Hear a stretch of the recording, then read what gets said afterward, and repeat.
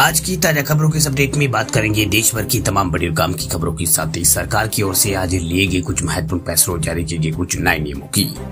तो बुलेटिन की शुरुआत करते हैं पहली खबर से। तो दिवाली से पहले सरकार का बड़ा तोहफा, अब सस्ता हो सकता है चावल। त्योहारी सीजन की शुरुआत होने से पहले ही केंद्र सरकार ने चावल की बढ़ती कीमतों पर लगाम लगाने के लिए बड़ा कदम उठाया। दरअसल सरकार ने चावल पर एक्सपोर्ट ड्यूटी की अवधि को अगले साल तक के लिए बढ़ा दिया है। अब 31 मार्च 2024 तक व्यापारियों को चावल के एक्सपोर्ट पर ड्यूटी वो देनी होगी। वही खास बात यह है कि इसके लिए वित्त मंत्रालय ने एक नोटिफिकेशन भी इसके लिए जारी कर दिया है। वही एक्सपर्ट का कहना है कि केंद्र सरकार के इस फैसले से घरेलू बाजार में चावल की कीमतों में कमी आ सकती है। दरअसल केंद्र सरकार ने बीते अगस्त महीने में उबले चावल पर निर्यात पर 20% एक्सपोर्ट ड्यूटी वो लगा दी थी।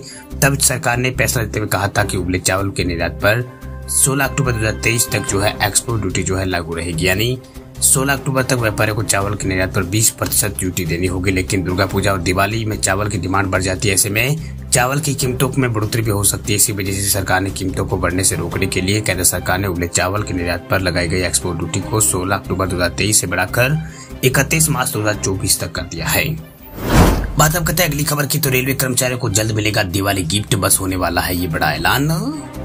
रेलवे कर्मचारियों के लिए अच्छी खबर निकल के सामने आ रही। दरअसल रेलवे कर्मचारियों को यहाँ पर दिवाली अब आने वाली है। अब कर्मचारियों को दिवाली बोनस का इंतजार है। वह भारतीय रेलवे कर्मचारियों को ये दिवाली का गिफ्ट जल्दी मिल सकता है। दरअसल उम्मीद की जा रही है कि सरकार दिवाली बोनस का ऐलान आने वाले कुछ दिनों में कर देगी। वही पिछले साल सरकार ने 1832 करोड़ रुपए की दिवाली बोनस बांटा था। वही 11 लाख से ज्यादा कर्मचारियों को 78 दिन के वेतन के हिसाब से 17,951 रुपए का दिवाली बोनस दिया था। वही नॉन गेजेटेड जो एम्प्लॉइज है उनका बोनस उनको भी मिलता है। वही रेलवे एम्प्लॉइज फेडरेशन ने अब यहाँ पर रेलवे को चिट्ठी लिखकर कहा है कि बोनस का भुगतान 7वें वेतन आयोग के आधार पर किया जाए। वही फेडरेशन ने कहा है कि 7वें वेतन आयोग की सिफारिश काफी पहले लागू की जा चुकी है, लेकिन कर्मचारियों की जो परफॉर्मेंस है उसको यहाँ पर परफॉर्मेंस लिंक्ड बोनस का भुगतान 6वें वेतन आयोग में निर्धारित न्यूनतम वेतन के आधार पर किया जा रहा है।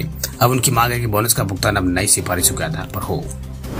बात अब करते हैं अगली खबर की। तो दिल्ली एनसीआर में भूकंप के झटके, रिएक्टर स्केल पर 3.1 रही है भूकंप की तीव्रता। दिल्ली और एनसीआर में रविवार को शाम को 4:08 पर भूकंप के झटके महसूस हुए।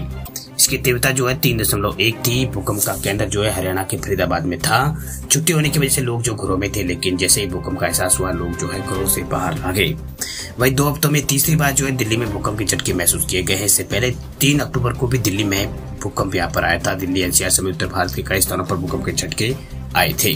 वही 2 अक्टूबर को भी दिल्ली में और हरियाणा में और दिल्ली में भूकंप के झटके लगे थे। वही 2 हफ्ते पहले एक दिन में 2 बार हिली थी धरती। 3 अक्टूबर को दिल्ली में एनसीआर, उत्तराखंड और इसके अलावा उत्तर प्रदेश, राजस्थान समेत एमपी के कुछ हिस्सों में दोपहर 2:25 से 2:53 तक झटके महसूस किए गए। रिक्टर स्केल पे उसकी तीव्रता 4.6 रही थी और केंद्र नेपाल के बोझांग इलाके में रहा था। बात अब बताएं अगली खबर की। तो पंजाब के लोगों के लिए खुशखबरी देखिए, अब नहीं लगाने पड़ेंगे सरकारी ऑफिसों के चक्कर।